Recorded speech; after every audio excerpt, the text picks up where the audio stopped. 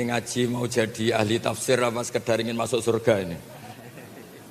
Enggak, pilihannya dua, jadi ahli tafsir apa ingin masuk surga ini?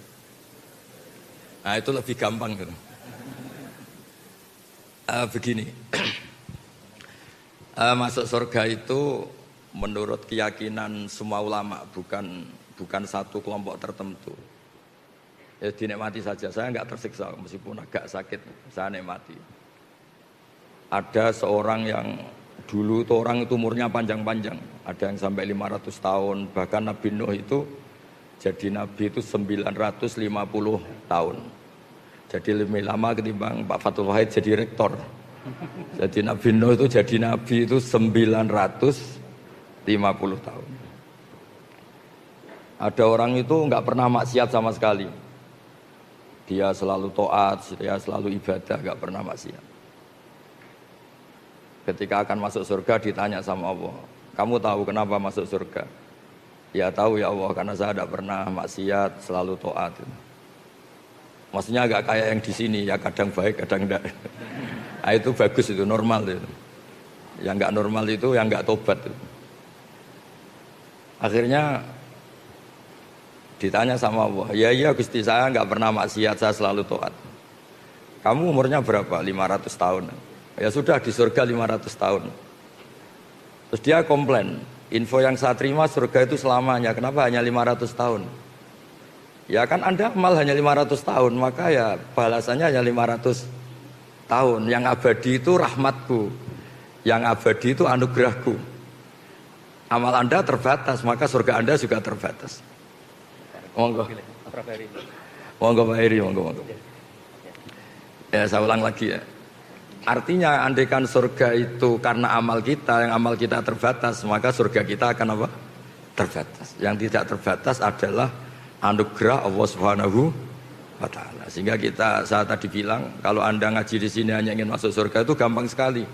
Karena ini terkait anugerah Allah yang tidak terbatas. Tapi kalau Anda ingin ngaji sebagai ahli tafsir, lah itu yang kualifikasinya agak berat.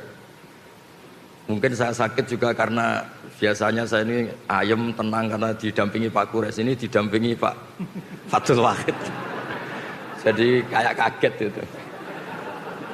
Mungkin frekuensinya jauh lah. Jauh itu kan, saya ini orang akhirat, dia kayaknya keberatan ngelepas jabatan rektor. Saya tadi cerita ke beliau, saya itu punya teman kiai itu wajahnya banyak yang gak ganteng. Tak tanya, kenapa engkau gak ganteng? Padahal kiai sudah 50 tahun. Saya ini jadi kiai, Gus, mulai kiai sampai sekarang itu orang salam tempel ke saya itu maksimal 50.000. Itu saja punya rezeki kalau ada orang mati katanya. Jadi kalau Pak Fathul Wahid mau daftar kiai, siap-siap rezekinya hanya 50.000, 20.000. Makanya gak siap beliau. Terus saya teruskan masalah tobat tadi. Salah dan baik atau baik dan salah itu ada konsep dalam Al-Quran. Ini contoh ini agak ekstrim tapi mohon didengar. Orang yang kadung salah atau terlanjur salah itu Quran masih ngasih solusi wa yadruuna bil hasanati sayyi'ah. Setelah salah itu langsung menyusuli atau menutup dengan hasanah, dengan kebaikan. Kalau bahasa Nabi wa'at bi'is sayyi'atal hasanata tamhuha. Kalau habis salah langsung baik. Pasti kebaikan itu bisa menutup kesalahan Anda. Bahkan bisa menghapus, bukan sekedar menutup, tampu. Saya sering berpikir dan diroyah itu kajian, kayak contoh tadi namanya kajian. Anda misalnya, ya ini na'udzubillah min dzalik. Anda ngalami uang Anda dicopet misalnya 10 juta atau bahkan 50 juta. Anda mangkel sekali sama copet itu. Tapi pas istri Anda mau ditabrak mobil atau anak Anda mau ditabrak mobil, kebetulan copet itu yang menyelamatkan. Dan dia atas nama kemanusiaan saja menyelamatkan. Kayaknya Anda memaafkan itu mudah sekali karena Anda kehilangan uang 50 juta tapi anak Anda selamat. Jadi saya pernah ditanya kiai, ditanya beberapa orang, masa iya Gus kebaikan itu bisa menghapus kesalahan? Terus saya beri contoh tadi. Andaikan Anda dicopet, kemudian copet itu yang menyelamatkan Anda dari kecelakaan, kayak apa? Anda terima kasih dan mungkin Anda segampang itu melupakan kesalahan copet tadi. Nah ini penting saya utarakan karena dulu ini cerita-cerita dulu zaman orang baik. Itu kalau tobat itu seperti itu. Jadi dulu kata Umar, sahabat Umar, saya ini ketika kafir sering bikin takut orang Islam. Maka ketika saya Islam harus sering bikin takut orang kafir. Makanya ketika dia Islam pertama, dia itu ditanya Rasulullah, kamu mau kemana Mar? Mau ke rumah Abu Jahal. Pertama dia ke rumah Abu Jahal, ditodok Abu Jahal keluar, terus kata Umar, kamu tahu saya sekarang apa? Saya sudah Islam. Jadi kalau kamu macam-macam sama Nabi Muhammad berhadapan sama saya, itu satu-satu ke rumah Abu Jahal, Abu Lahab dan seterusnya. Sehingga ada ketakutan orang kafir mengganggu Nabi. Dan itu awal Islam disuruh dakwah jarron, disuruh fasda bima tu'mar, disuruh terbuka dakwahnya. Begitu juga secara sejarah, Khalid bin Walid itu panglima perang orang kafir dan dia menang itu karena keahlian strategis. Sahabat itu ya manusia ya kayak kita lah, dalam watak-watak manusia kayak kita. Jadi intinya perang, sahabat itu di atas, beberapa sahabat mungkin ya kayak yang di depan kita semua itu. Diprovokasi Khalid seakan-akan kalah, ngelepas beberapa harta ghanimah, harta rampasan, dikira mereka kalah, terus orang Islam turun, Khalid muter di atas gunung, terus memanah umat-umat Islam itu. Padahal Nabi sudah pesan para pemanah itu nggak boleh keluar dari gunung. Ya gunung di Arab itu saya paling 20 meter, 15 meter, jangan bayangkan kayak gunung apa Merapi, bukan. Makanya bisa manah. Kalau seperti gunung Merapi ya nggak bisa kan. Singkat cerita akhirnya umat Islam ini kalah karena satu menyalahi strategi yang dicanangkan Rasulullah, dua karena kepandian Khalid bin Walid.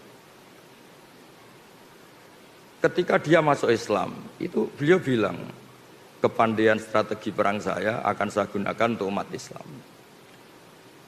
Nah yang sekarang saya sering risau ini kalau ada preman pasar tobat itu terus jadi merebut masjid, maka yang meneruskan dia di pasar tetap preman. Harusnya secara teori fikih, sebagaimana saya dulu bikin ketakutan di pasar, sekarang tobat saya bikin ketentraman di pasar. Jangan terus jadi merebut masjid, penerusnya lebih jahat. Jadi tobat itu kalau dulu itu sebanding dengan tanda kutip kesalahan yang pernah dia lakukan. Kalau tidak banding maka seperti tadi nggak sambung. Saya ulang lagi, kalau tidak banding itu tidak apa?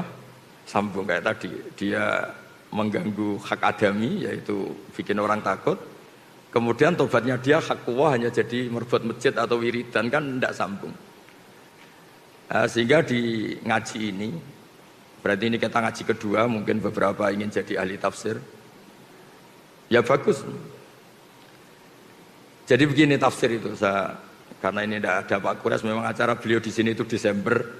Ini memang acara orang yang merasa kayak Pak Kures. Jadi tidak Pak Kures tapi merasa kayak Pak Kures dengan rasa yang bisa dipaksakan sama. Jadi begini, di ulumul Quran itu ada istilah asbabun nuzul. Dari kacamata ilmu, saya sering cerita, Nabi Muhammad tuh suka dahar, suka makan. Kalau makan tuh di depan umum. Saya ulang lagi, kalau dahar itu di depan umum. Terus kalau sakit, ya kelihatan sakit. Bahkan beliau itu pernah naik onta, sama ontanya itu pas sama Sayyidah Sofia itu dijatuhkan, ya sampai jatuh betul. Singkat cerita ada sahabat yang dengan tanda kutip agak kecewa, kok Nabi saya tidak sekeren Nabi Isa. Nabi Isa itu orang mati saja bisa dihidupkan, orang sakit disuwuk terus sembuh gitu. Ternyata secara diroyah, secara kajian, yang dilakukan Nabi atau yang didesain Nabi melakukan itu keren. Kerennya adalah ada kajian diroyah atau asbabun nuzul. Saya ini jadi Nabi, setelah Nabi Isa terlalu ideal itu malah dipersepsikan sebagai Tuhan. Jadi saya, orientasi terbesar saya adalah memperlihatkan kalau saya ini manusia. Itu kalau Anda tidak mengkaji seperti itu, Anda akan janggal ketika Allah menstatuskan nabinya hanya begini. Wa ma arsalna qablaka minal mursalin, seterusnya terus illa innahum la yaquluna ta'ama wa yamshuna fil aswaq. Saya tidak ngutus para rasul kecuali mereka itu apa? Mereka itu makan. Layak kuluna makan, wa yamshuna fil aswaq, dan jalan-jalan di pasar. Enggak usah diganti di mall ya. Ini kan janggal, masa misalnya Pak Rektor saja tak kasih gelar Pak Rektor itu sering marung, kan enggak keren. Inginnya kan profesor ini sering nulis, kajiannya dimuat di majalah internasional, inginnya masih seperti itu. Tapi Allah itu mensifati nabinya, Nabi Muhammad itu siapa? Nabi yang makan dan jalan-jalan di pasar. Tapi setelah kita kaji, ternyata ini adalah sifatul basyariyah yang tunafi al-uluhiyah. Itu cara Nabi melawan dirinya tidak dipertuhankan. Sehingga ini keren sekali. Jadi keren itu adalah ngikuti sudut pandang. Saya pernah ketemu kiai itu khusyuk sekali. Satu hari itu sholat sunat dilakukan semua. Dia sering puasa dalail. Puasa terus kecuali yang diharamkan puasa. Terus dia itu entah bermimpi entah apa cerita, pokoknya merasa solehnya itu kalah jauh sama saya. Terus sowan saya, Gus, saya ini semua ibadah sudah saya lakukan, tapi insting saya, perasaan saya kalah jauh soleh dengan jenengan. Padahal jenengan itu ya jarang sholat sunat, jarang puasa sunat. Terus saya tanya, kamu ingin dijawab jujur apa ingin dijawab pura-pura? Terus dia bilang, dijawab jujur. Itu kalau orang soleh kayak kamu semua itu tidak ada yang masuk Islam, karena dikira Islam itu mewajibkan puasa setahun. Juga dianggap Islam itu mewajibkan sholat qobliyah, ba'diyah, sampai orang itu capek. Tapi kalau orang melihat saya, kiai ngopi-ngopi, terus kadang-kadang ya jagungan Pak Fatul Wahid, terus gak jelas lah pokoknya, gak jelas pokoknya. Ya kayak Pak orang Islam di Indonesia itu kan senang ngopi-ngopi, kongkoi-kongkoi, apalagi kalau sedang takut istri kan tidak pernah pulang. Ngopi-ngopi, santai. Sampai semua masjid penuh itu saya dulu ya pernah husnudzon tapi kecewa. Tak tanya kenapa engkau sering di masjid? Kalau di rumah ada yang ganas. Kenapa sering di masjid? Kalau di rumah itu AC-nya bayar sendiri, kalau di masjid gratis katanya. Begitu juga masalah MCK dan sebagainya. Itu kasus nyata loh, bukan bualan saya, bukan. Saya ini kan termasuk, kata orang banyak loh, bukan kata saya termasuk ketop lah. Pas mau ngajar di sarang, di pondoknya Mbah Mun itu, di tengah perjalanan saya ingin ke kamar mandi. Itu pengurusnya lari-lari karena saya dianggap ketop, lari-lari buka kunci. Tak tanya, kenapa dikunci? Orang kampung sini Gus, itu kalau kebelet mau ke kamar mandi itu dari rumah lari ke sini. Karena kamar mandinya lebih apa? Baik, lebih bersih. Terus kalau di rumah itu AC kipas angin bayar, makanya ke masjid karena tidak usah apa? Bayar. Oh, tak kira yang sering ke masjid itu iktikaf pondok, sudah ada hubungannya itu. Artinya gini, berkahnya orang Islam itu sering jagongan, rileks. Orang itu kalau neliti Islam itu kok jadi Islam itu enak. Ngopi-ngopi, jabat, rektor, ya dapat fasilitas, kok enak gitu jadi umat Islam. Coba kalau kita ngajarkan yang ikhlas, jadi rektor udah usah gaji, mobilnya angkot. Gitu. Jadi pengurus badan wakaf kayak Pak Widodo, Pak Arsoyo, udah usah gaji, cukup naik motor butut. Tidak ada yang mau masuk Islam. Intinya kalau Islam terwakili kesolehan Anda yang berlebihan, itu tidak ada yang mau Islam. Jadi soleh kayak Anda itu bahaya menurut agama. Terus dia itu tertawa-tawa. Kayaknya jenengan bener Gus. Ya enggak. Tapi soleh Anda teruskan saja karena biasa khusyuk. Kalau kamu kayak saya enggak bisa. Desainnya sudah apa? Beda katanya. Tapi tetap yakin bahwa kamu sama saya itu keren saya katanya. Itu teruskan katanya. Itu yang sering selalu beda antara ahli fikih sama ahli thariqah. Karena ahli thariqah itu dengan tanda kutip memuja kesolehan. Ahli fikih enggak, tapi mohon jangan ditiru ini, terutama yang kadung khusyuk jangan. Haram pokoknya yang kadung khusyuk haram. Ahli fikih itu perhitungannya itu unik. Ini agak sensitif tapi ini hadis sahih. Saya sering cerita ke Barsoyo. Ini tak jamin hadis sahih. Nabi dulu tuh ya tarawih ya jamaah, tapi jangan ditiru kan. Hari keempat itu Nabi tidak ke masjid. Orang nunggu semua, Nabi gak keluar. Terus kata Nabi, Umar itu, Sayyidina Umar itu, kalau kita bilang sahabat Umar itu, sampai cara Jawa itu bengok-bengok. Nama Sibyan wan Nisa, ini orang sudah tidur, Nabi gak keluar. Ada yang pura-pura notok apa, pokoknya memancing supaya Nabi itu keluar. Ternyata Nabi gak keluar di malam keempat. Nabi gak mau keluar. Terus paginya Nabi bilang habis sholat subuh, Nabi itu memang punya adat kalau habis subuh kadang ngentikan. Tapi dulu belum diistilahkan apa? Kultum ya, apa kultum ini. Saya tahu yang kamu lakukan tadi malam, tapi saya memang sengaja. Kalau saya tiap hari sholat, nanti dikira sholat fardu. Dan nanti menjadi wajib, karena saya melakukan tiap hari, maka Anda harus melakukan tiap hari. Karena takut dianggap wajib, maka saya tidak keluar. Ya sudah, terus gitu, era Umar, sahabat Umar jadi khalifah, beliau ingin ada sholat taraweh. Sahabat tanya, dulu zaman Nabi itu nggak jadi kok, era Anda jadi. Nabi itu pemegang konstitusi ilmu, kalau beliau melakukan terus nanti dikira wajib. Tapi kalau saya hanya Umar, meskipun saya melakukan terus, tidak punya akibat, dianggap apa? Wajib. Karena saya tidak musyarek, tidak pembawa syariat. Ada sahabat yang ekstrim, namanya Abdul bin Mas'ud. Itu suka sweeping. Kalau ada orang duha tiap hari di sweeping.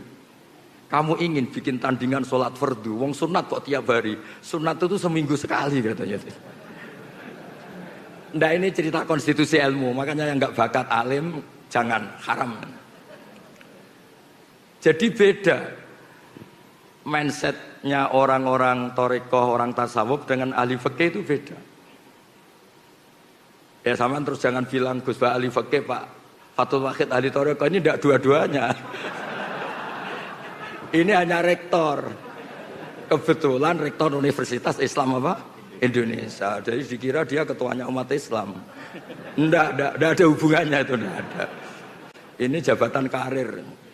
Bisa dipecat sama Pak Harsoyo kalau macam-macam, sama badan wakaf bisa.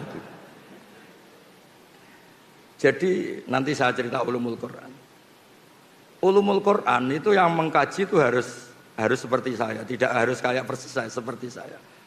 Orang tahu kenapa basyariahnya Nabi, kemanusiaannya Nabi itu keren. Karena berkahnya kemanusiaan ini Islam menjadi agamanya manusia, bukan agamanya malaikat. Sehingga tiap Allah cerita orang baik itu siapa? Fasilitasnya apa? Liyukaffirallahu anhum asfa'alladzi amilu. Orang baik itu orang yang kalau salah itu salahnya saya hapus. Dan ketika baiknya tak kasih pahala. Bukan orang baik itu yang nggak pernah salah, bukan. Jadi berkahnya Nabi menjaga konstitusi basyariah ini, itu terus Islam menjadi agamanya manusia, bukan agama malaikat. Andai kan dari awal itu semua kesunatan dilakukan Nabi, misalnya Nabi selalu puasa Senin Kemis, puasa Dalail, puasa Tasu'a, Asyura, nanti ini dikira wajib. Maka dalam hadis sahih, saya pastikan ini sahih, Sayyidah Aisyah itu beliau kan ahli fikih, punya cara pandang mensifati Nabi.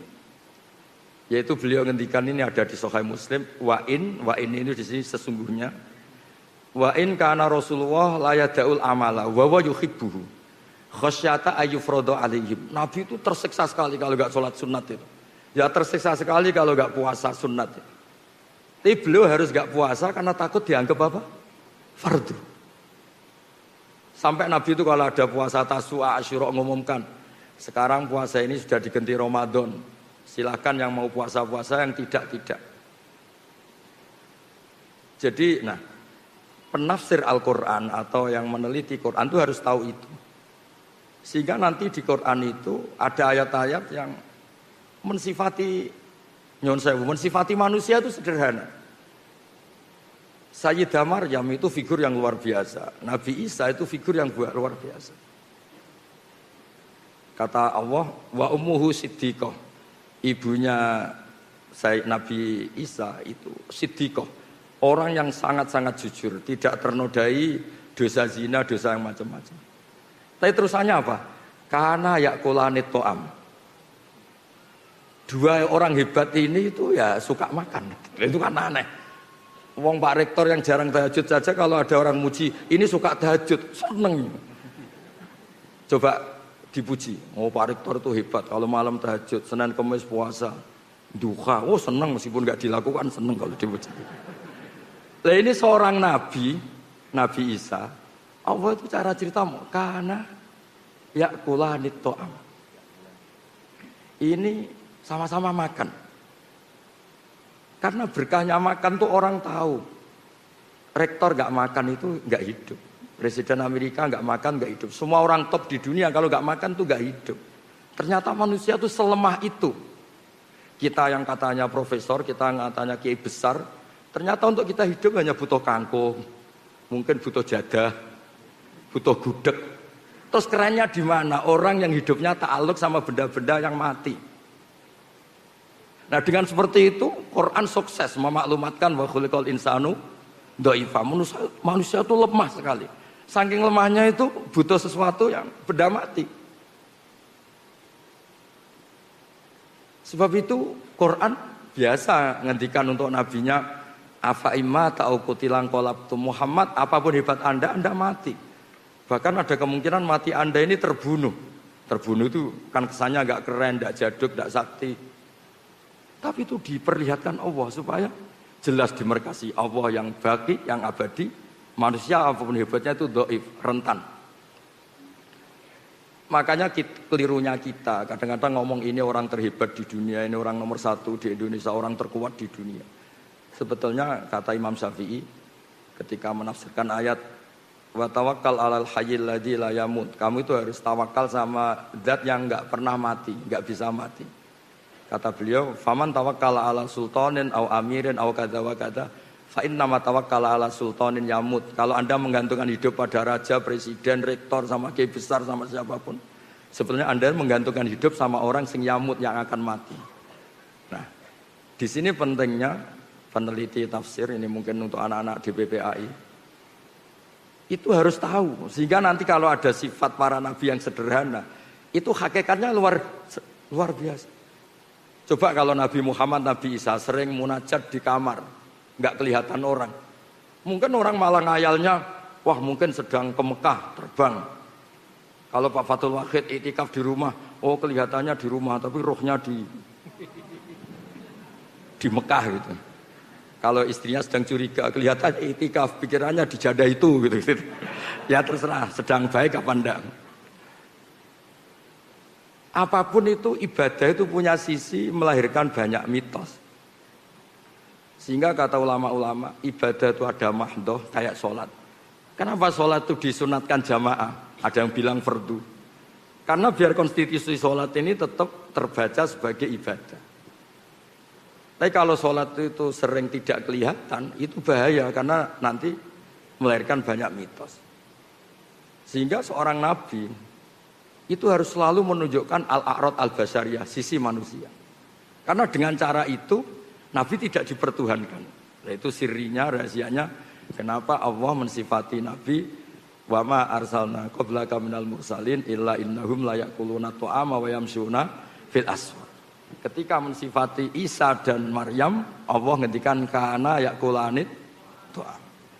Jadi mohon Bu Rektor ini nanti kalau di rumah jangan bilang Bapak ini Rektor UI, Bapak tukang makan. Bapak tukang apa? Makan. Jalan-jalan di pasar. Jadi saya mohon ini sebagai bentuk apresiasi saya karena dulu ketika Prof Zaini itu menerjemah, ya beliau dulu itu seniornya Pak Kures di Al-Azhar. Terus ketemu saya bilang, saya ini mulai kecil nakuni fikih, ngaji sama Mbah Maimun sama bapak saya. Sehingga saya lebih ke konstitusi fikih. Saya ulang lagi ya. Jadi kesalehan yang dibawa orang-orang toriko atau orang tasawuf itu baik.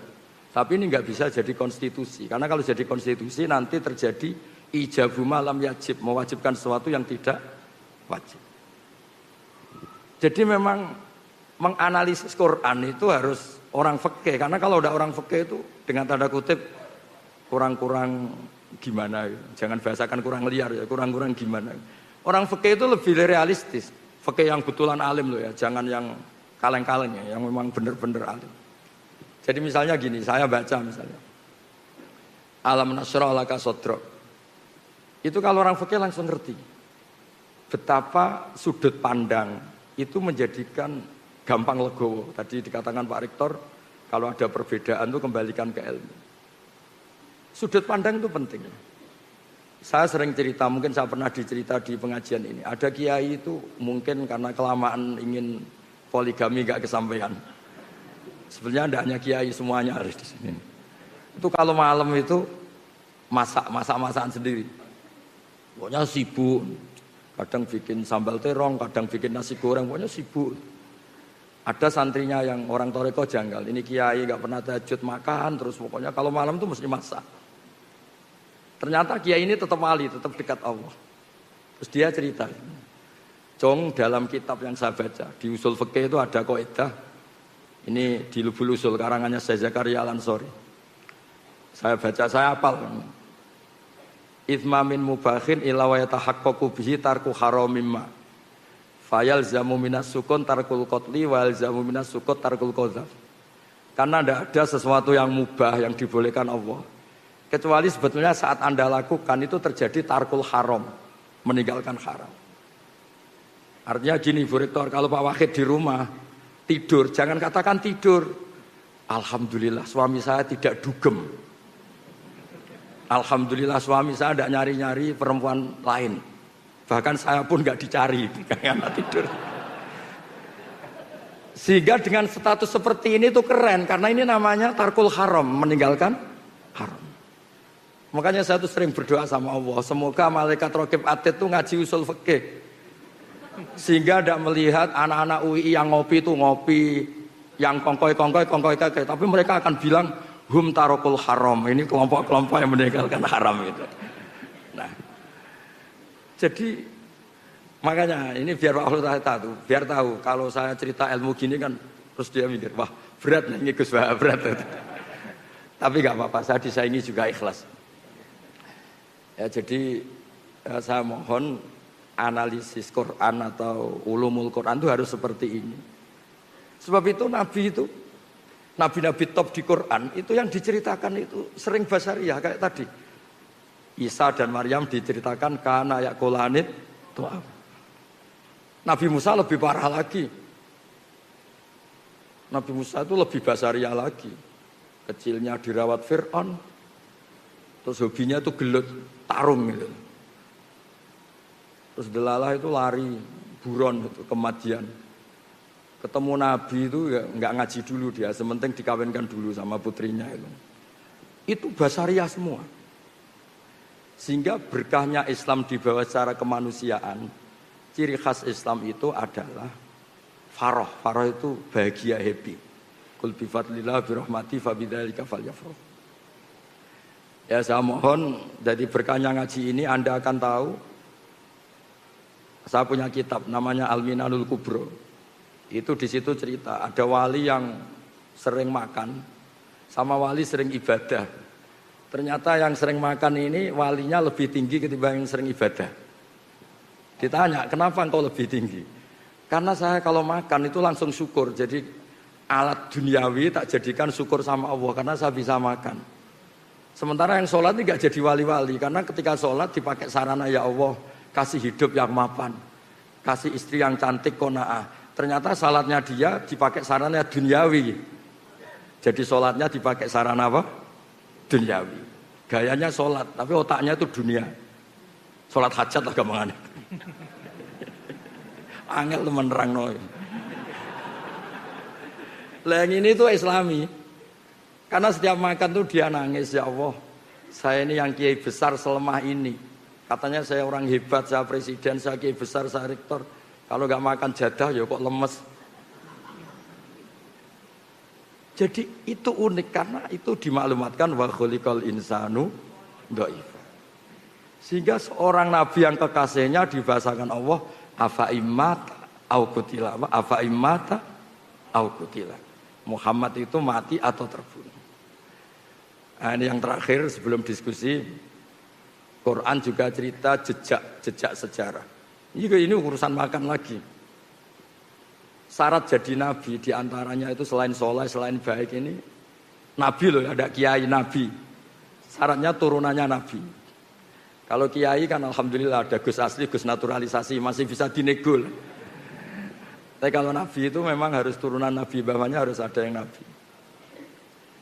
Orang Yahudi itu Yahuda bin Yakub bin Ishak bin Ibrahim. Ini ngaji paling keren karena saya sudah agak batuk, jadi sudah kayak kiai sepuh itu sudah keren. Yang enggak keren tuh yang undang, kiainya sakit kok diundang itu. Itu tanggal 10 kemarin ini Pak Harsoyo, Pak Widodo, Pak Rektor itu main ke rumah saya. Tak pikir ikhlas. Nah, ternyata enggak ini. Ya semoga diampuni Allah Subhanahu wa taala.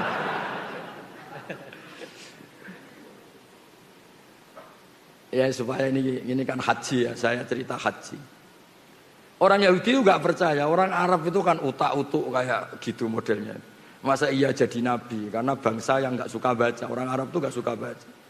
Kok tahu ada nabi itu dari mana asal-usulnya? Itu Allah kalau cerita itu unik. Dan ini semuanya basariah. Nabi hebat sehebat itu ternyata dari cerita basariah. Nabi Ibrahim itu suami yang takut istri. Ketika dia menikahi Hajar itu diusir sama Sarah. Sarah ini istri pertama yang cantik. Hajar diusir. Di mana-mana kalau diusir ya lari. Singkat cerita karena beliau Nabi sama Allah itu dilarikan ke Mekah. Bukan dari Jepara ke Jogja, bukan ke Mekah. Kalau Jepara sama Jogja sama-sama enggak kota suci. Diusir ke Mekah. Setelah di Mekah namanya Hajar itu kan istri-istri yang baik. Tidak usah ditiru karena bahaya kalau niru ini enggak kuat. Para ibu-ibu enggak kuat, enggak usah niru.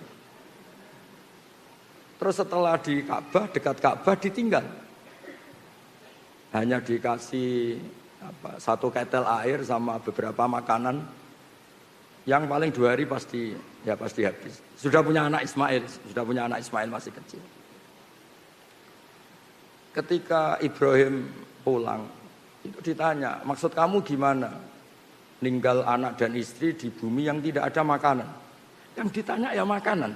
Bukan nggak ada sajadah, bukan nggak ada makanan. Tapi setelah ini yang religius tetap religius, ini makomnya ahli fikih. Yang tetap khusyuk nggak apa-apa. Cuma khusyuk yang berfikih. Khusyuk yang apa? Berfikih. Kalau saya ini berfikih yang nggak perlu khusyuk karena konstitusinya memang nggak boleh khusyuk. Setelah itu nggak jawab. Itu khasnya lelaki. Kalau nggak bisa memenuhi hajat istrinya itu nggak bisa jawab. Lama-lama sampai ketiga terus apa Allah yang menyuruh ini? Ibrahim hanya ngangguk, mantuk. Kata Sayyidah Hajar, idzan la yudiuni. Kalau gitu saya tidak akan disia-siakan. Singkat cerita terus dia kesana kemari menjadi Safa Marwah. Lama-lama dapat Zam-Zam. Terus lama-lama Ibrahim kesana. Dijak bangun Ka'bah. Ka'bah sudah ada dulu tapi belum terbangun sebagai bangunan. Itu pertama Nabi Ibrahim berdoa, ini ya juga urusan rezeki. Ya Allah, Mekah itu negeri yang tandus. Tapi saya mohon semua orang tertarik sama Mekah supaya menghasilkan banyak rezeki. Ya jangan biasakan banyak cuan, banyak rezeki. Nanti terlalu gaul. Masa iya Nabi Ibrahim bilang apa? Cuan. Nanti dikira Nabi Ibrahim ikut Gen Z kan repot nanti. Tapi yang didiskusikan pertama dengan Allah itu ya rezeki. Singkat cerita terus Ibrahim dan Ismail bangun Ka'bah. Kemudian karena Nabi Ibrahim itu keramat, kaki yang dipakai nginjek batu itu membekas.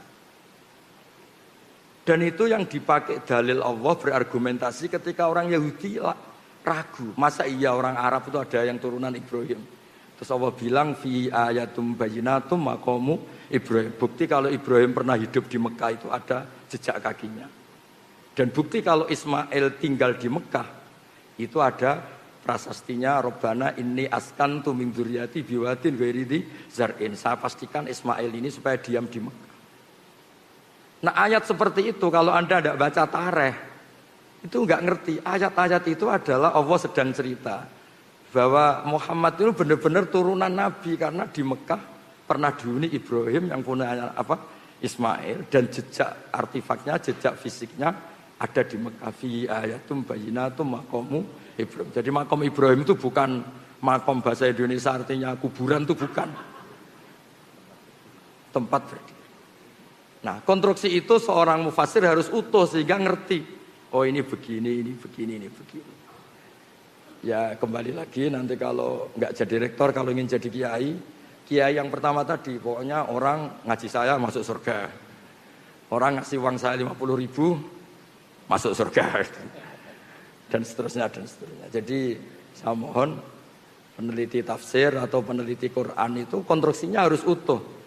Sehingga ayat yang kelihatan biasa menjadi luar biasa karena manusia itu pasti mendiskusikan ekonomi. Rabbana liyuqimus shalah faj'al afidatan minan nas tahwi ilaihim warzuqhum minat thamarat. Jadi mesti diskusinya itu rezeki. Sehingga mendiskusikan rezeki itu tidak mengurangi kesakralan nubuwah. Ya saya kira demikian. Assalamualaikum warahmatullahi wabarakatuh. Waalaikumsalam warahmatullahi wabarakatuh. Baik, terima kasih Gus Bak. Selamat datang Ibu Profesor Ning Ova Amelia, Ibu Rektor Universitas. Kenapa dipanggil Ning? Ya, kita panggil Profesor Ning Ova, Bu, karena anak kiai. Terima kasih Prof. Ova sudah berkenan hadir. Dan ini juga hadir juga ada Bapak Rektor terpilih, Bu Bapak, yang insya Allah akan menggantikan saya mulai 1 Juni, Profesor Hari Purnama. Monggo Prof, berdiri biar para hadirin tahu. Ya, insya Allah beliau nanti akan melanjutkan ngaji dengan Gus Bak terus. Ya. Ibu Bapak, kita masih punya waktu. Kita buka ruang diskusi sesi pertama. Mungkin 3 orang. Ada yang dari kelompok putra dan kelompok putri. Yang putra Ustadz Hashim satu, yang satu yang belakang pakai peci semua ternyata. Ya, ya yang pakai peci ada putihnya. Nah, nomor 2, Anda ya, itu ya. Kemudian yang putri satu, yang sini dulu Bu ya. Sini satu sama sana satu, oke, berdua. Panitia bisa sudah 4 dulu, 2 putra, 2 putri. Panitia mau dibantu mikrofonnya. Ustadz Hashim dulu. Terima kasih Pak Rektor. Assalamualaikum warahmatullahi wabarakatuh. Waalaikumsalam warahmatullahi wabarakatuh. Teman-teman apresiasi kepada Gus Baha yang masih kersa rawuh meskipun gerah, semoga segera sehat kembali. Juga pada Prof. Fathul, Pak Rektor yang akan tinggal menghitung hari mau selesai, juga Pak Rektor terpilih. Semuanya jazakumullah kalau jazak dunyan wa ukhron. Amin, amin. Saya mohon penjelasan dari Gus Baha kaitannya dengan tema hari ini, peluncuran ulang Al-Quran, terjemahan artinya dari UII yang apakah kemudian ada hal baru Nyusawu Gus dibandingkan dengan yang sebelumnya. Sekaligus saya mohon penjelasan beberapa hal terkait dengan kebahasaan, baik bahasa Arab maupun bahasa Indonesia. Satu, isim dhamir nahnu itu kan bisa 3 fungsi ya. Satu lil mutakallim ma'al ghair wa huwa mukhatab atau kita gitu ya. Yang kedua lil mutakallim ma'al ghair wa huwa mutakallim aidon atau orang pertama jamak. Kami gitu ya. Yang ketiga bisa juga lil mutakallim wahdah al-azim nafsah. Bermakna orang pertama tunggal dan itu untuk penghalusan saya gitu ya. Tetapi sepanjang saya membaca Quran terjemahan, apakah itu Depak atau Kemenak sekarang atau UII, sepertinya tidak pernah ada yang menerjemahkan nahnu itu dengan saya.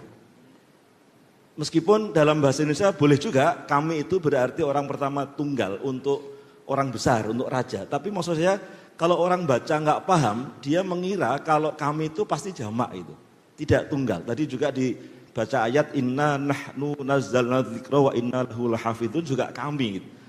Meskipun lalu muncul tafsir, oh ya kami itu Allah kemudian menugaskan malaikat yang menurunkan. Tapi kan tetap beda, otoritas absolut tunggal tetap pada Allah. Nah apakah tidak sebaiknya kemudian ada yang diartikan saya itu untuk mempertegas itu adalah ilmu mutakalim wahdah al-mu'azzim nafsah gitu ya. Ini satu, ini yang pertama. Yang kedua, mau istinaf, saya mengapresiasi Gus Baha, saya tadi sempat buka Quran terjemahan UI, ketika mau istinaf itu sudah tidak lagi di terjemahan kata dan. Meskipun saya harus membandingkan, mohon maaf nyebut nama Quran terjemahan yang lain, Depak misalnya, Kemenak sekarang itu selalu pakai dan, meskipun istinaf itu. Nah ini salah satu yang membedakan, yang saya lihat di UI tidak.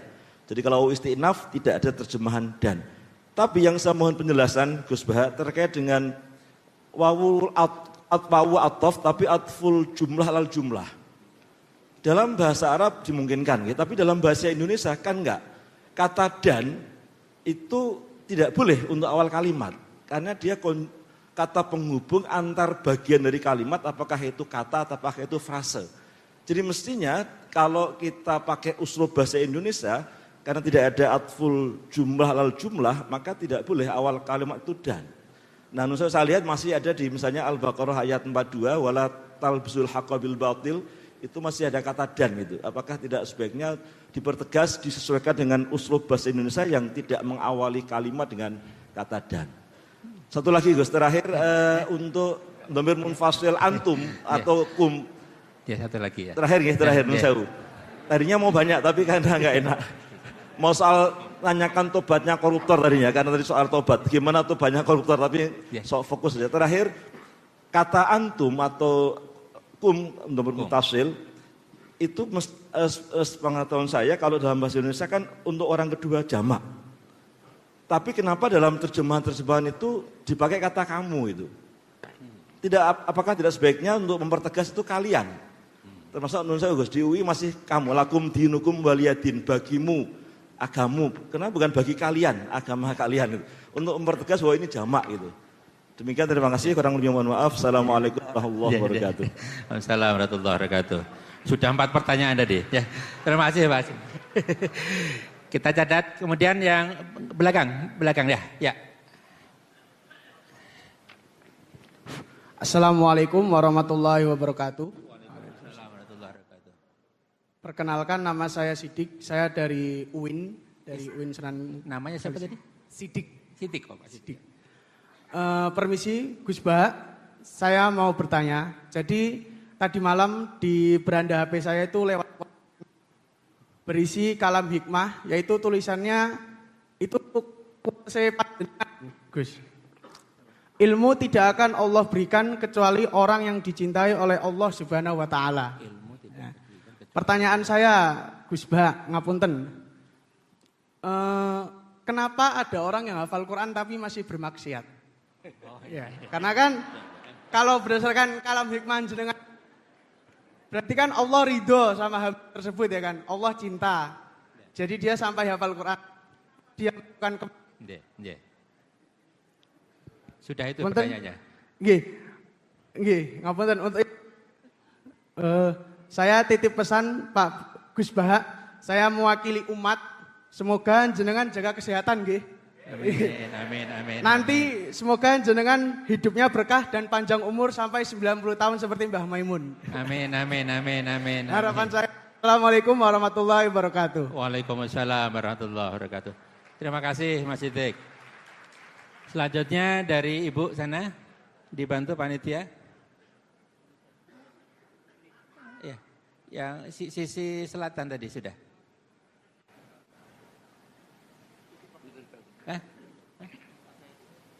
Tadi yang saya nunjuk sana. Yang pojok tadi sana pakai jilbab abu-abu sama yang jilbab putih tadi ya. Assalamualaikum warahmatullahi wabarakatuh. Pada Gus Baha yang saya hormati, tadi Gus Baha mengatakan orang baik itu belum tentu orang yang belum pernah melakukan kesalahan. Yang pertama itu mohon penjelasannya. Dan yang kedua tadi Gus Baha juga mengatakan sesuatu yang tidak wajib jangan diwajibkan. Tapi pada saat-saat ini ada yang sesuatu yang makruh kok malah diharamkan. Contohnya orang yang tidak suka merokok, yang benci sekali sama rokok. Rokok kuwi haram. Nah gitu misalnya. Ya ini mohon penjelasannya, maaf ya. Ya. Cukup sekian dari saya. Saya Uswatun Hasanah dari Magelang. Assalamualaikum warahmatullahi wabarakatuh. Waalaikumsalam warahmatullahi wabarakatuh. Baik, terima kasih. Satu lagi tadi. Satu lagi yang pakai jilbab warna apa itu? Coklat susu ya. Baik, Assalamualaikum warahmatullahi wabarakatuh. Waalaikumsalam warahmatullahi wabarakatuh. Perkenalkan, nama saya Eila, saya dari Hubungan Internasional Universitas Islam Indonesia. Tadi mengutip sedikit dari Gus Baha bahwa sudut pandang itu penting. Terus saya sedikit ada pertanyaan, bagaimana sih sudut pandang Nabi Muhammad terhadap perempuan yang tidak menutup aurat sesuai dengan syariat Islam? Karena banyak laki-laki menyalahkan perempuan karena tidak memakai pakaian sesuai syariat Islam. Ketika melihat itu, mereka timbul syahwat. Kenapa tidak dibalik saja? Kenapa tidak mereka yang menjaga pandangan ketika ada perempuan yang tidak memakai pakaian sesuai syariat Islam? Karena memang di sisi lain, perempuan itu memang harus menutup pakaian, menutup aurat dengan pakaian yang sesuai dengan syariat Islam gitu. Bagaimana juga syariat dari Al-Quran tentang pakaian ini? Cukup ya. Bagaimana pandangan Nabi Muhammad terkait dua pandangan yang bertolak belakang ini? Baik, terima kasih. Terima kasih. Baik, terima kasih Bapak. Ada 4 pertanyaan, saya singkat Gus. Jadi pertanyaan yang pertama terkait dengan apakah ada yang baru di sini. Kemudian yang kedua ini soal nahnu tadi. Ada 3 fungsi, apakah tidak ada yang diterjemahkan dengan saya. Terus kemudian tadi terkait dengan wawu istiqnaf dan waktu ataf Gus. Terus yang ketiga terkait dengan antum dan kum. Ya. Kemudian yang kedua dari Mas Sidik tadi, kenapa hafal Quran kok masih bermaksiat Gus? Itu pertanyaan dari Mas Sidik. Kemudian dari Ibu tadi ada, satu-satunya. Ya, yang lagi dulu. Pak Hasim dulu ya. Bismillahirrahmanirrahim. Ya ini mungkin Pak Hasim itu diskusinya sama saya tok. Ini banyak yang bingung kayaknya. Bikin bingung orang itu termasuk dosa. Jadi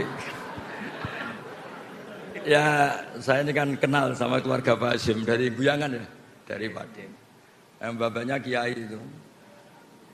Mungkin beliau frustasi terus di Jogja itu.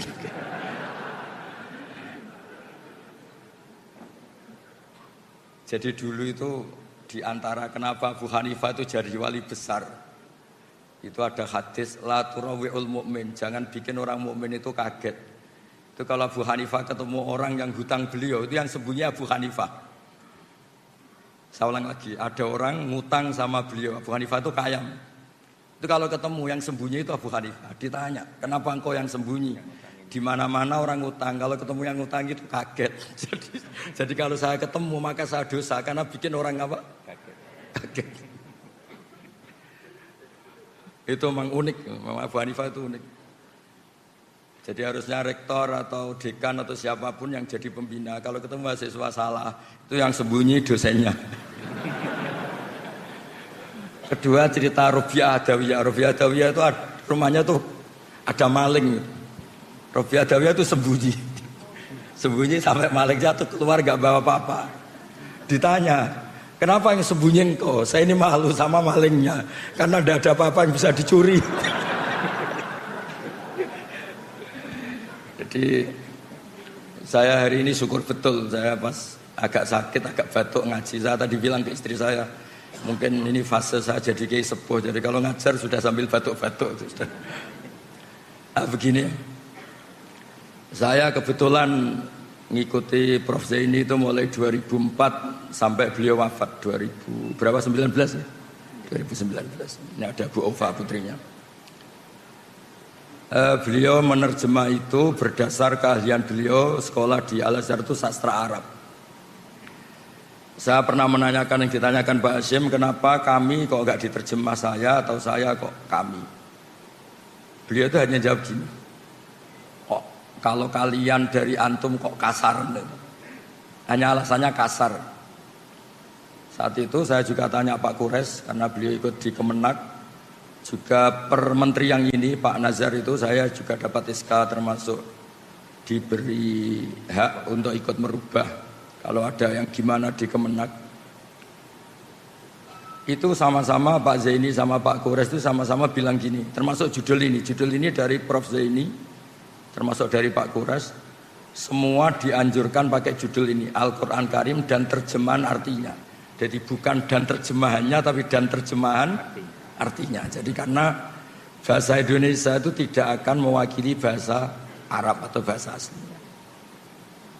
Nah, terkait nahnu tidak diterjemah saya padahal wakilnya itu Allah atau al-mu'adzim nafsa, itu banyak ulama yang bilang gini, ketika Allah cerita nahnu itu memang melibatkan banyak orang, banyak pihak. Misalnya nahnu khalaqnakum, itu memang karwan Allah sentral, tapi kan untuk menjadi manusia itu ada hubungan suami istri, ada macam-macam. Begitu juga inna nahnu nazzalna dzikra, melibatkan Jibril, dan Quran ini dijaga juga melibatkan banyak yang hafal Quran ini itu. Maka pakainya nahnu. Tapi kalau Allah itu sendiri dan memang hanya sendiri, itu Allah tidak pakai iyana, tapi iyaya itu fa'iyaya fa'budun, fa'iyaya farhabun. Itu, tapi saya ulang lagi, itu hanya analisis. Tapi itu diyakini banyak ulama Al-Azhar. Terus kedua, tentang isti'naf. Memulai kata itu ada dua. Ada yang memang benar-benar permulaan.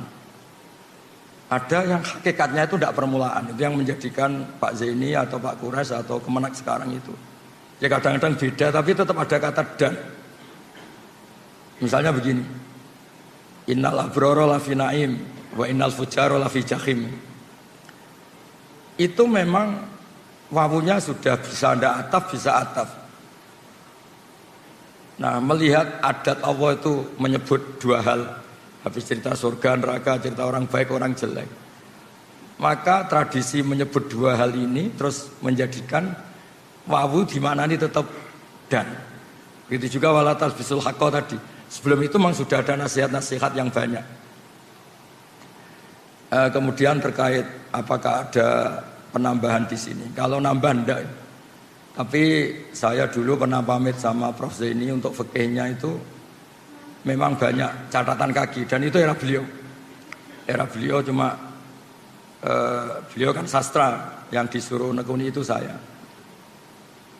Karena ya ini semoga enggak terjadi. Problem kitab suci itu kan mujmal. Mujmal itu global. Sehingga kalau diterjemah pakai harfiah itu memang resikonya tinggi. Misalnya gini, Nabi Lot tuh kecewa betul sama kaumnya yang homoseks. Tapi ketika kecewa malah dengan tanda kutip bikin kata-kata yang riskan. Yaitu beliau ngendikan, haula ibanati hunna darulakum. Kamu jangan mendatangkan kepuasan Anda lewat lelaki. Saya ini punya putri banyak yang lebih suci bagi kamu. Tentu menjadi halal itu nunggu dinikah. Tapi beliau hanya ngendikan hunna adharulakum. Begitu juga tentang nikah. Nanti bisa dicek di awal juz 5. Ada ayat yang bunyinya hanya gini. Famastamta'tum bihi min hunna fa'atuhunna ujurahun. Perempuan itu setelah kamu nikmati, maka yang penting itu kamu kasih ujurohunna. Ujur itu jamaknya ujroh. Nanti kan kayak transaksi orang nakal yang sudah dipakai itu bayar. Nah, makanya tadi promosi saya pertama saya bilang mufassir itu latar belakangnya harus ahli fikih supaya tahu kalau ujur di situ artinya mahar. Jadi terjemahnya adalah perempuan yang sudah Anda nikahi. Saya ulang lagi, perempuan yang sudah Anda nikahi dan sudah Anda nikmati, yaitu sudah hubungan suami istri, maka mahar itu baru menjadi wajib. Karena mahar itu wajib itu dua. Satu wajib binafsil akdi, itu nisful mahri. Dua wajib karena jima, karena hubungan suami istri. Jadi mahar menjadi wajib 100% itu nunggu famastamta'tum bihi, sudah dinikmati. Nah, hal seperti ini kalau diterjemah letterlek itu bisa kayak nyuwun sewu nikah mut'ah, nikah yang pakai waktu, yang hanya nikmati terus bayar. Nah, di sini dibutuhkan kepedulian para pakar tafsir, terutama yang nulis. Untuk ini jelas di sini tak ditulis oleh Pak Zaini, saat itu saya juga usul. Istri-istri Anda yang sudah Anda gauli, maka kasihkan maharnya, bukan ujur, gimana apa? Ujrah. Jadi makanya kan disepakati ulama kalau mengkaji Quran itu hadisnya harus bagus, fikihnya harus bagus karena konstruksinya tadi. Contoh terakhir, fa'inama tuwallu fathamma wajhuh. Kamu menghadap kemana saja, itu di sana ada ridho Allah. Itu kan kesannya kayak ada harus madhep kiblat, madhep Ka'bah. Padahal itu enggak, itu bahasa emosi, bahasa emosi. Allah itu tersinggung ketika orang Yahudi itu ngatur-ngatur di agama. Maunya apa sih Muhammad itu kemarin sudah baik-baik madhep Baitul Maqdis. Kenapa sekarang dipindah ke Ka'bah? Terus Allah marah bilang, arah itu milik saya, terserah saya mau ke timur, ke barat, terserah saya. Jadi terserah saya itu dalam konteks saya ini punya otoritas penuh untuk menentukan kiblat. Bukan berarti Allah membolehkan kita sholat semaunya. Itu kan ibarat ada orang nyalahkan saya misalnya, Gus, anak Anda kok kamu kasih uang 1 juta, 2 juta, bukankah ini boros? Terus saya bilang, ini uang saya, terserah. Mau dipakai, apa mau dibakar, apa mau diapain, tidak apa-apa, itu uang saya. Kata dibakar itu mau mengungkapkan kemarahan, tapi bukan berarti bakar uang itu halal. Sama, fa'inama tuwallu fathamma wajhuh itu, Allah sedang marah terhadap gugatannya orang Yahudi. Nah, bukti kalau Allah marah, mereka diredaksikan saya kulus sufaha, apa? Saya kulus sufaha. Nah, ya kira-kira gitu dan seterusnya apa sih? Jadi kok hafal Al-Quran masih bermaksiat? Ini sidik, ini kriminal itu tanyanya.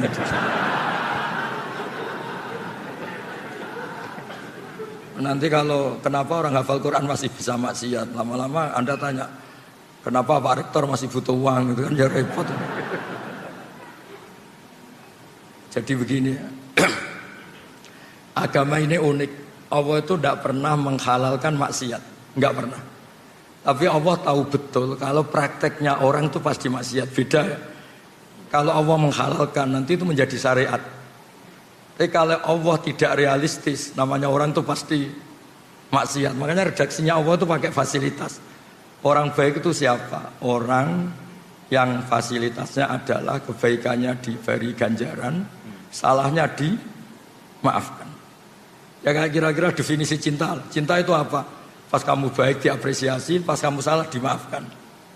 Tapi jangan pernah istri Anda bilang, wah Pak kamu salah gak apa-apa. Wah itu bisa bahaya itu. Jadi semua maksiat di Quran itu diceritakan pakai kalam khobar. Kalam khobar itu apa misalnya cerita, orang baik itu siapa? Orang yang menjauhi dosa besar. Misalnya gini, Anda mencintai perempuan, potensinya itu kan hanya nikmati melihat, sama sampai hubungan suami istri.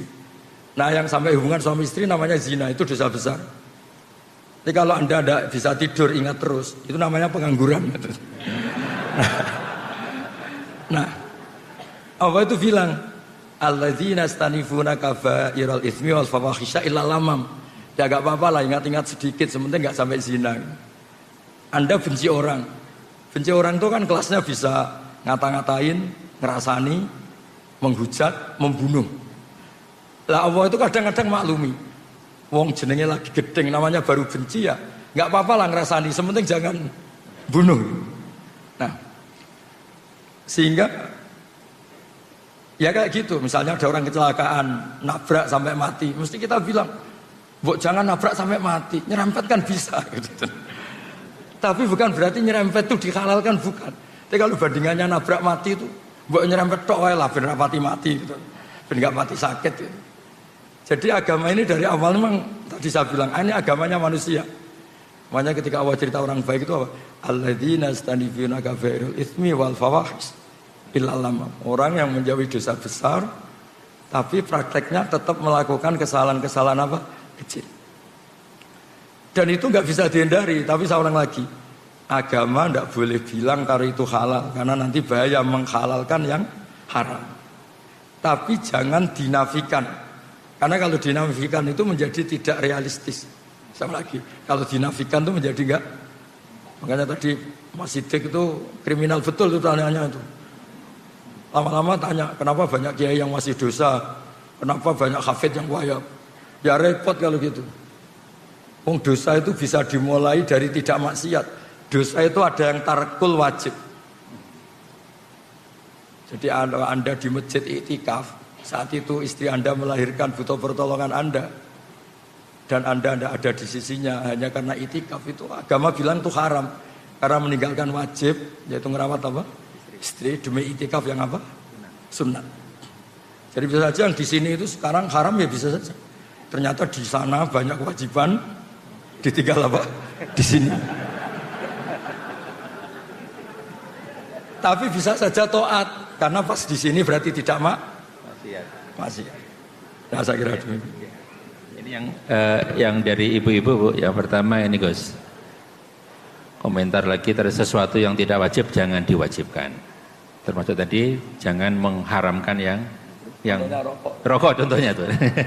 Kemudian terakhir ini sudut pandang Rasulullah terhadap yang tidak menutup aurat. Enggak gitu Kenapa nyalain perempuan? Di dua perspektif tadi Gus, dua sudut pandang. Rasulullah kira-kira yang mana Gus kira-kira? Begini, jadi saya pernah cerita, mungkin di sini mungkin pernah cerita. Saya itu punya tamu, kebetulan teman-temannya bapak, 2 orang sudah sepuh. Pas rame-ramenya MUI dulu fatwa rokok itu apa haram itu. 2 kiai ini sepuh dan saya cium tangan karena sepuh. Gus, saya ini mau tanya, kalau Anda jawab haram tak lawan. Kalau jawab halal, saya setuju.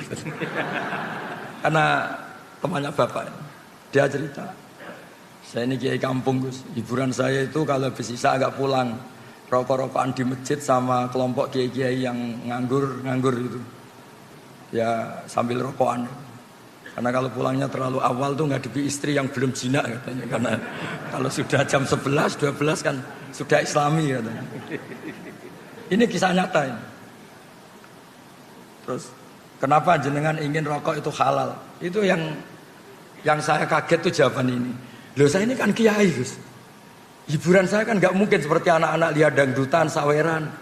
Saya ini kan kiai, kan nggak pantas. Hiburannya saya hanya rokokan. Kok masih diharamkan MUI, maunya apa? Jadi dia itu, saya ini kiai. Kalau nggak kiai kan enak, bisa lihat dangdutan, saweran, lihat biskop. Saya ini kan kiai, kan nggak pantas. Jadi hiburan saya rokokan sambil nyesali nasib. Masa iya haram gitu? Gempon bah, untuk jenengan halal. Woyo.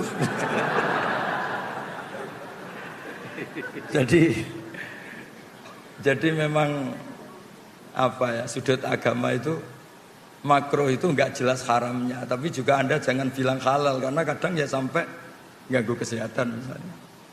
Tapi juga kan bilang haram karena takutnya tadi ada orang-orang tertentu yang untuk melawan nafsunya, melawan mungkin dia agak hiper, itu dengan melupakan dirinya dengan cara seperti itu. Makanya di Ihya itu ada bab suatu saat akhir zaman itu ibadah terbaik itu tidur. Kenapa? Karena tidur itu tarkul haram. Karena kalau tidur itu berarti orang itu tidak melakukan haram sama sekali.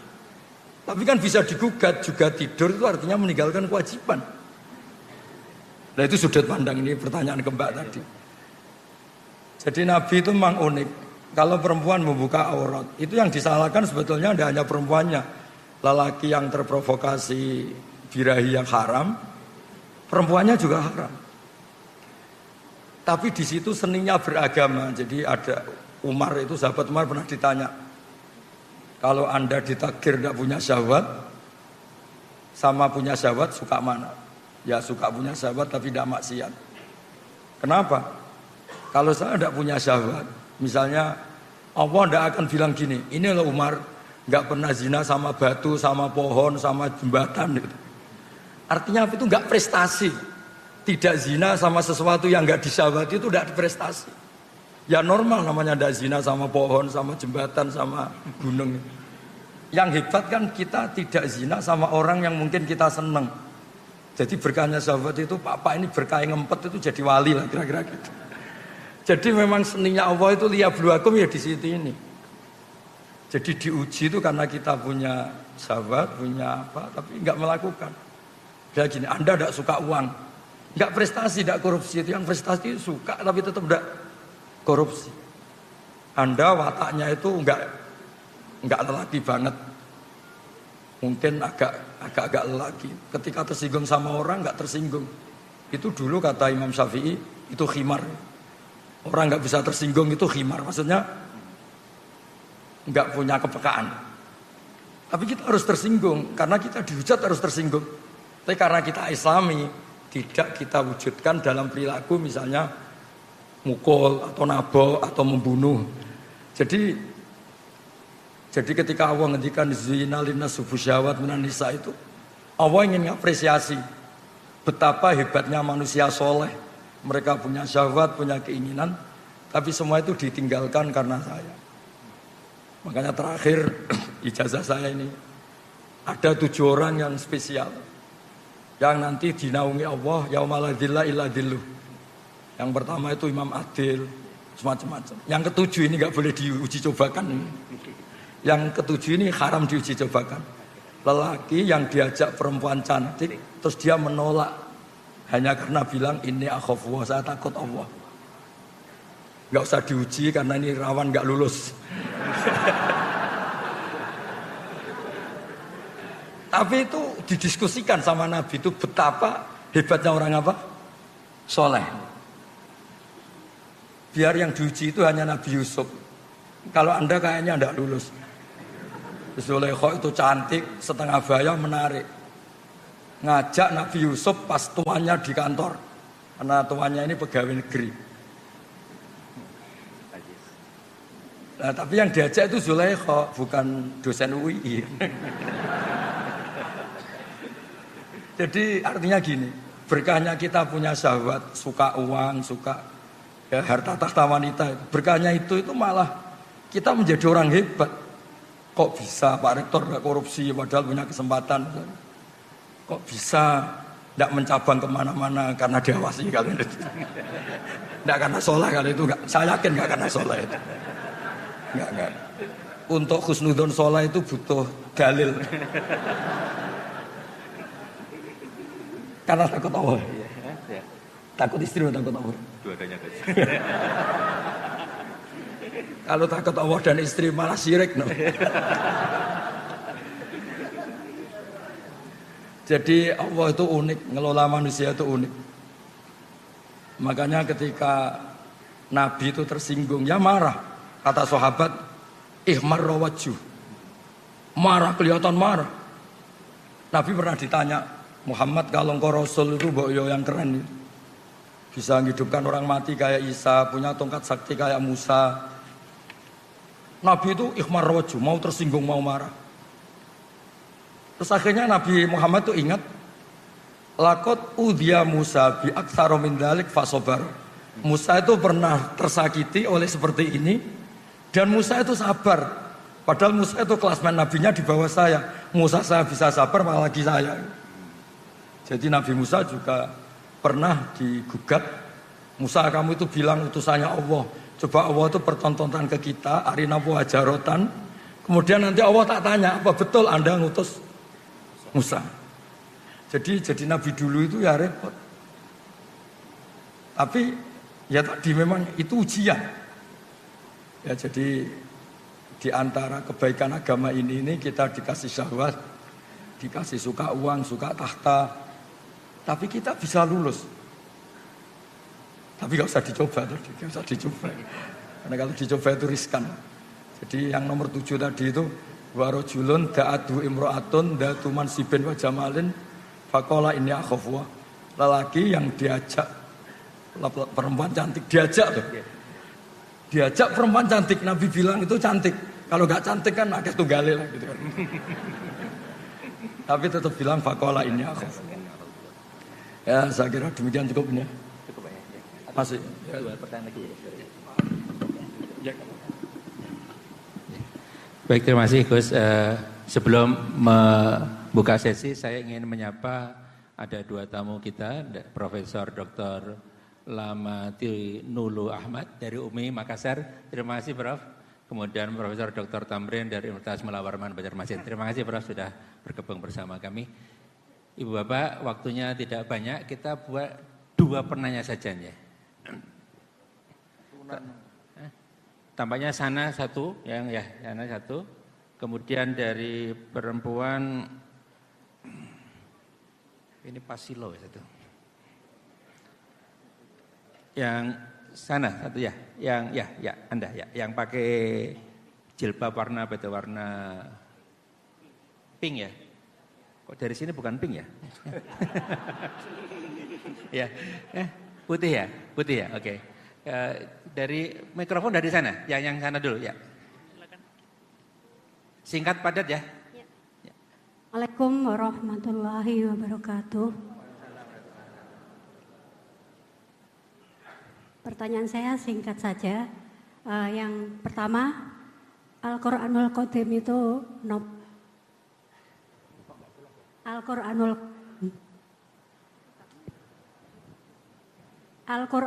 Qadim.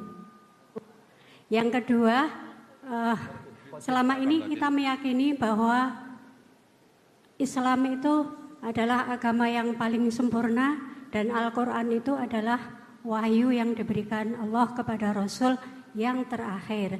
Pertanyaan saya, apakah setelah Al-Qur'an itu Allah masih memberikan wahyunya pada kita umat manusia ini? Kemudian yang ketiga, Gak jadi singkat ternyata. Ya, singkat saja. Allah itu disifatkan wal awalu wal akhiru wal dhahiru wal batinu. Pertanyaan saya, Allah itu di mana? Itu saja. Sampun. Allah di mana? Oke. Oke. Baik, ini pertanyaan kalam ini. Baik, kita catat. Kemudian yang tadi yang pakai jaket warna apa itu? Krem ya. Mau dibantu panitia?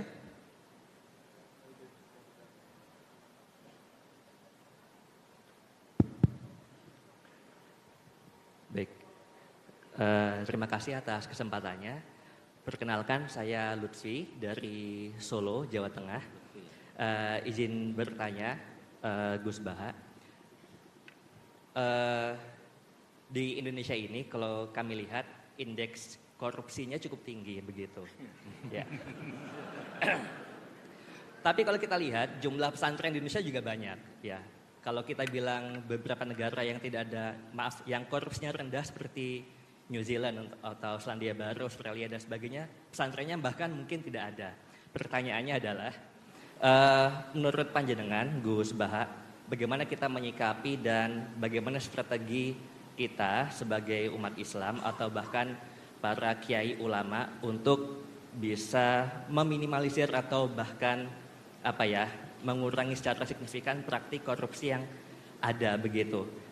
Izin kalau saya bisa mengutip perkataan Bu Sri Mulyani, mantan Menteri Keuangan, dulu beliau pernah mengatakan, banyak orang mudah tergoda uang, meski sholat rajin, naik haji sudah, umroh sering, puasa Senin Kamis, tapi waktu lihat uang lupa semuanya, begitu. Kemudian yang kedua ini ada titipan pertanyaan, mohon izin, apakah setan itu berupa zat atau sifat? Terima kasih. Baik, terima kasih.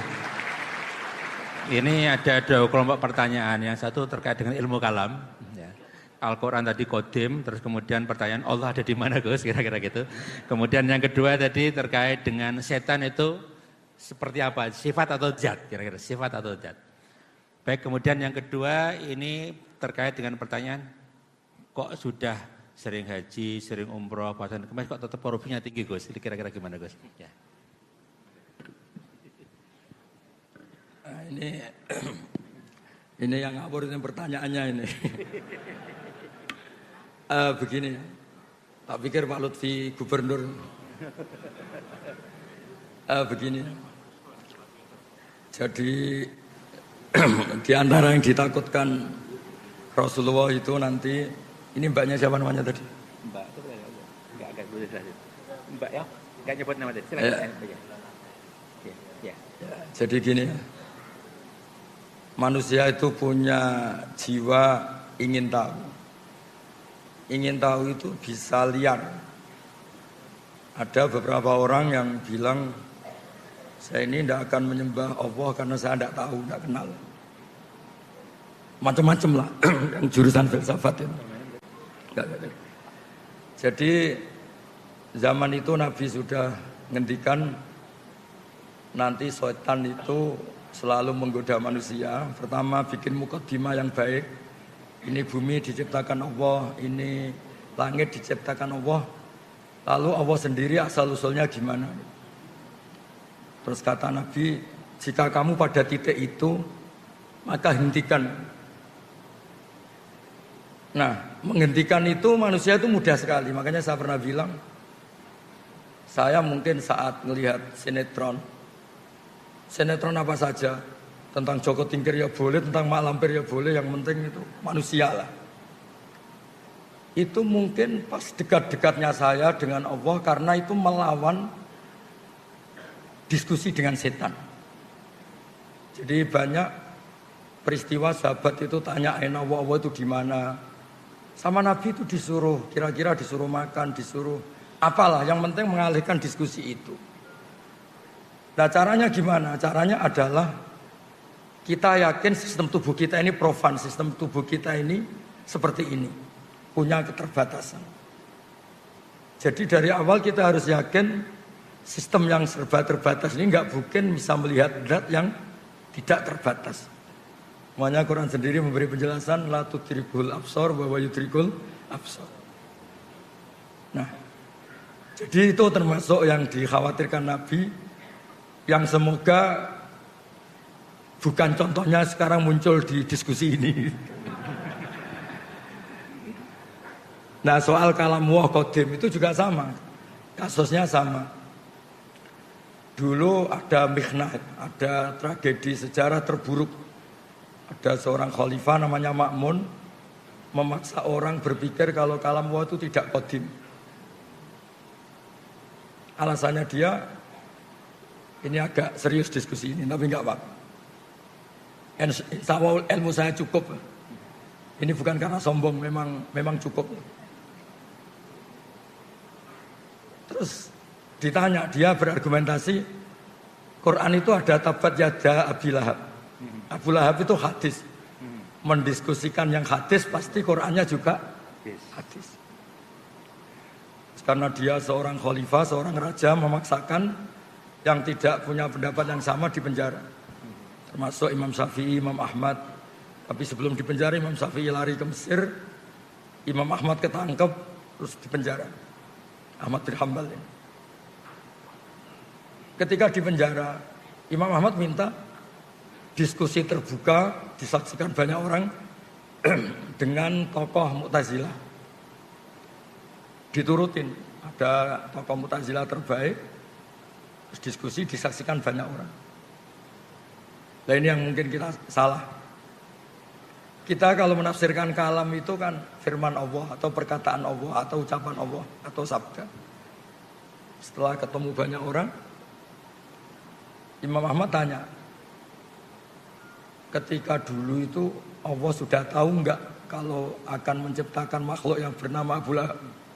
Wah ya sudah tahu, Allah itu merencanakan semuanya ya dengan pengetahuan yang qadim.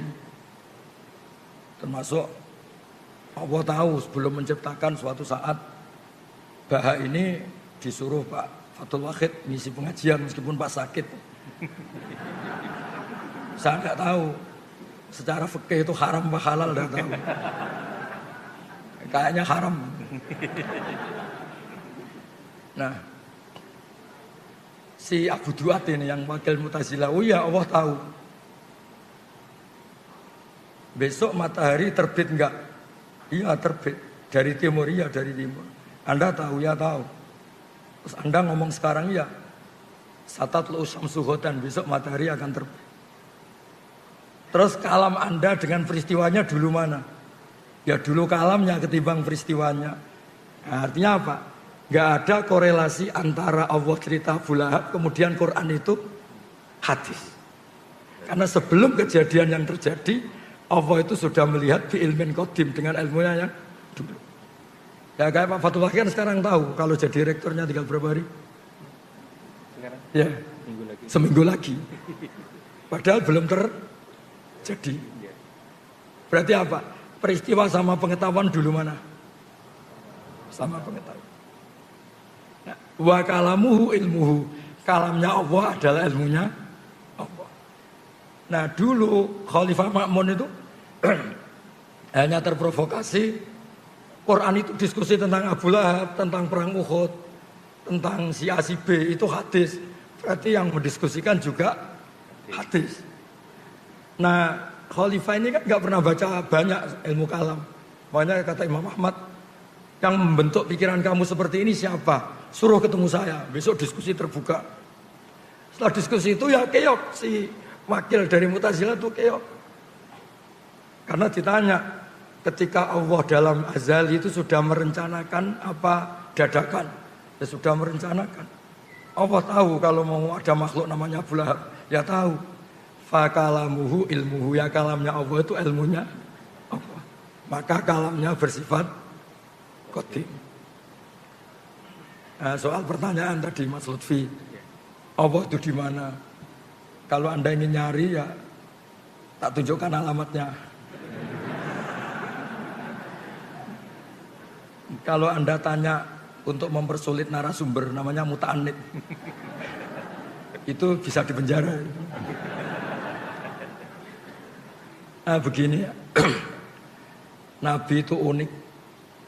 Ada pertanyaan yang dijawab karena itu dianggap baik secara rasa. Baik secara rasa. Sehingga ada seorang perempuan tanya, ya Rasulullah, aina Allah? Allah itu di mana? Nabi tanya, dijawab fis sama.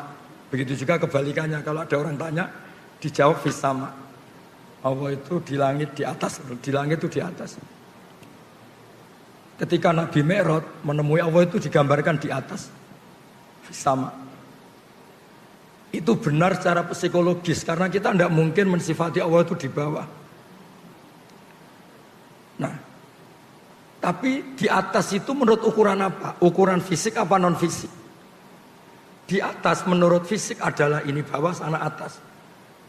Tapi secara psikis, secara rohani, di atas itu enggak terjangkau, enggak tersentuh.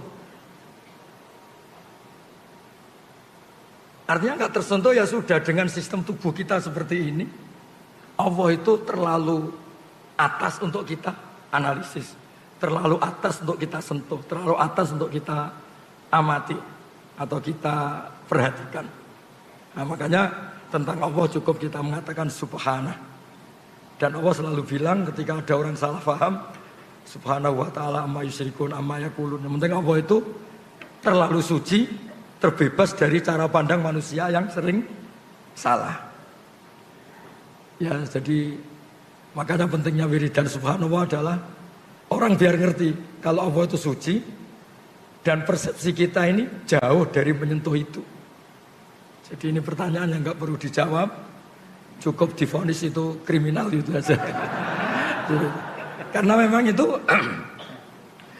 karena itu memang termasuk provokasi setan. Jadi di antara itu betul ada hadis sahih itu. Nanti umatku itu digoda setan lewat pertanyaan yang mukadimahnya itu benar.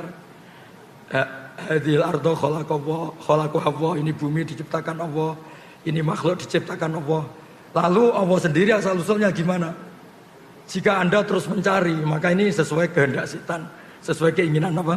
Setan. Tapi kalau Anda berhenti, kamu tinggal makan, kamu tinggal jagongan, kongkoy-kongkoy, Ini setannya bisa setruk. Maka saya mohon semua teman-teman yang sedang kongkoi-kongkoi itu artinya sedang mensetrukkan apa? Setan. Karena Anda digoda dengan pertanyaan-pertanyaan yang bisa gawat itu, bisa masalah. Ya saya kira demikian. Assalamualaikum.